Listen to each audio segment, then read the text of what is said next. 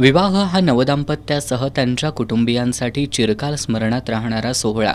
या सोहळ्यातून नात्यांमधील ऋणानुबंध घट्ट केले जातात.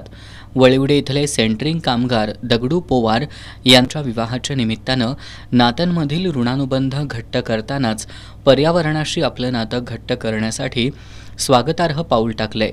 दगडू पोवार यांनी त्यांचा मुलगा सौरभ आणि सून मधुराणी यांच्या हस्ते ग्रामपंचायतीला वड, नारळ, पेरू, सीताफळ अशी 25 प्रकारची वृक्षरोपं भेट दिली.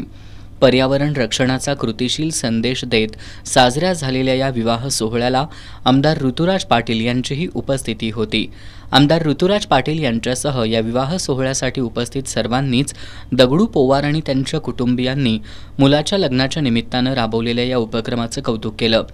ग्रामपंचायतीला वृक्षरोपं भेट देण्याबरोबरच लग्न मंडपात पर्यावरण रक्षणाचा संदेश देणारे फलक सर्वांचं लक्ष वेधून घेत होते. या विवाह सोहळ्याला ग्रामपंचायत सदस्य कपिल घाडगे, राजेंद्र मोहिते, सामाजिक कार्यकर्ते विजय शेळके, जिल्हा परिषदेचे कर्मचारी यांच्यासह विविध क्षेत्रातील मान्यवर उपस्थित होते.